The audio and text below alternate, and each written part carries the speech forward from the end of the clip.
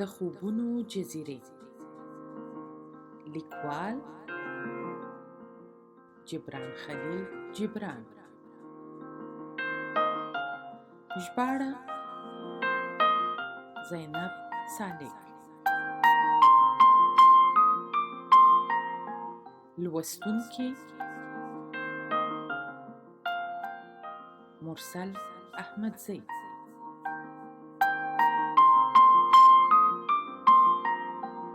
سوچ. یو سړي په خپله کرونده کې یوه مرمرینه مجسمه ومونده. کباړي ته یې یوړه. کباړي چې د لرغونو توکیو د راغونډولو سره مینه درلوده، مجسمه یې په درنده بیه له کروندګر څخه واخیسته. کروندګر چې له 100 روپیو سره کور ته راستون شو، نو له ځانه سره یې فکر وکړ، دا روپۍ له ښکلي ژونده ډکې دي. د داسې مجسمې په بدل کې چې زرګونه کلونه یې له خاورو لاندې تیر کړل او هیڅوک ترې خبر نه شول، کوم ناپوه دومره روپۍ ورکوي؟ خو کباړي فکر کاوه چې ژوند هم عجیبه لوبه ده. دا به د کوم روح ښکلی خوب وي. دا مجسمه د زرګونو کلونو خوب نوره هم له تازګۍ ډکه کړې ده. د څو بې روحه روپۍ د دې ښکلي څیز ارزښت کله لري؟ سترګې.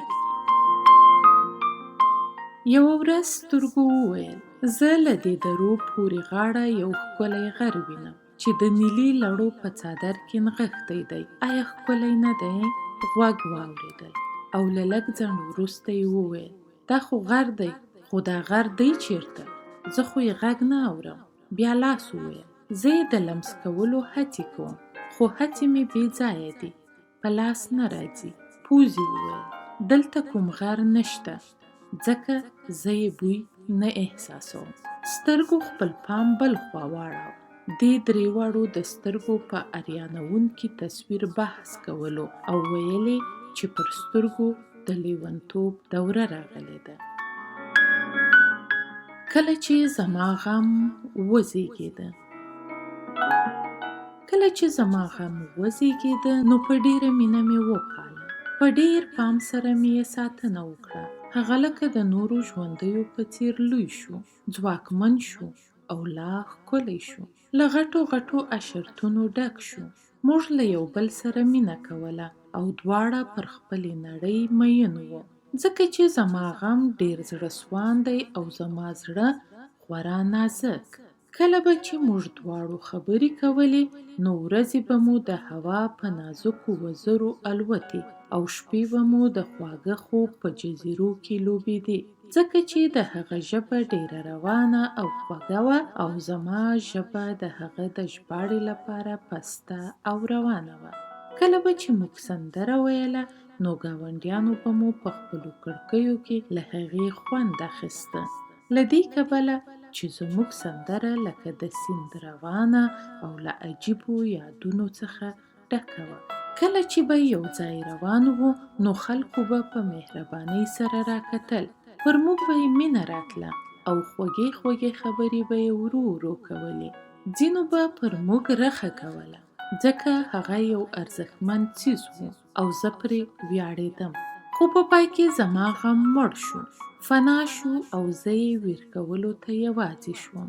اوس چې زه خبرې کوم، نو پر غوږونو مې زور راځي او چې سندرې وایم، ګاونډیان مې ورته غوږ نه ږدي. چې سرګردانه په لارو کوڅو کې ګرځم، نو هیڅوک هم نه راګوري. اوس زه په خوب کې دا مهربانه خبره اورم، وګورئ، دا هغه څوک دی چې غم یې مړ شوی دی. توتکۍ. په ګردجنه فضا کې سرګردانې توتکۍ، ولې دومره ناکراره یې؟ دا ښکلي او نازک وزرونه دې ولې دومره مضطرب دي؟ غږ دې ولې دومره سوز او درد لري؟ لکه د الله له درګاه څخه چې د خلاصون فرښته راغلې وي او غمګینه سندره بولي. وړې سپېڅلې توتکۍ، د خیال په سمندر کې ولې ډوبه یې او لکه د لمبې رپېږي؟ ښکلی محبوب دې نادرکه دی او که د وخت په نمناکه فضا کې دی، ټاټوبی ړنګ شوی دی. د پشکال ښکلی سهار چې د باران په څاڅکو لامبي او پر اسمان د پستو وریځو په غونډۍ الوزي، ستا سترګو ته په داسې حال کې دا ځله له کومه راځي؟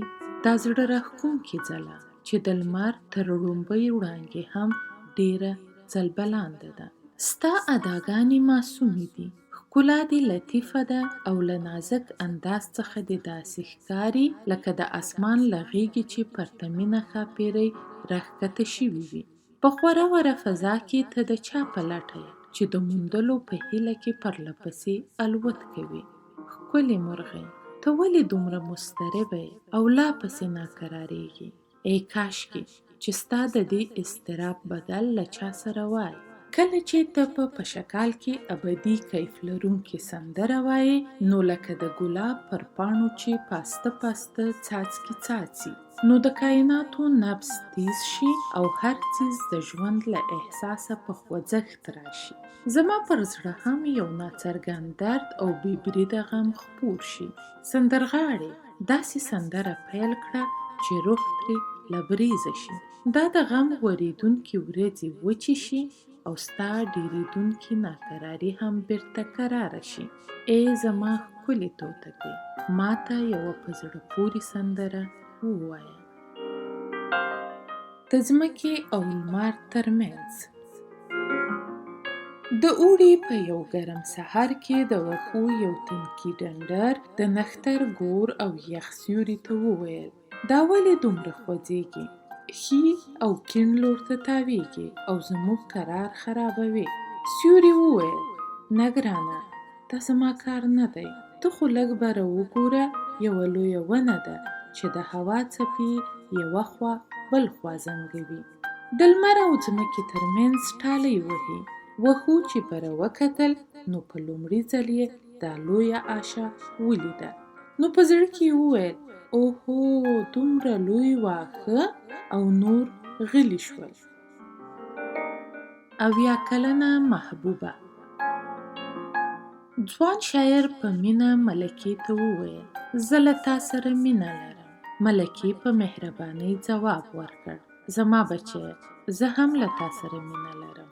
شاعر: خو زه ستا زوی نه یم، زه سړی یم، ځوان یم او له تا سره مینه کوم.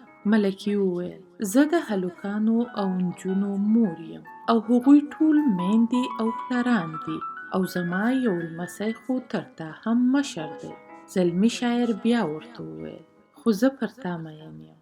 بیا ملکه له دې نړۍ څخه لاړه، خو وړاندې تر دې چې وروستۍ ساه یې په تورو خاورو کې ورکه شي، په زړه زړه کې هغه شاعر ته داسې وویل: زما ګرانه، زما محبوبه، زما ځوانه شاعره، موږ ښایي یو بل بیا ووینو او هغه مهال به زما عمر 80 کاله نه وي.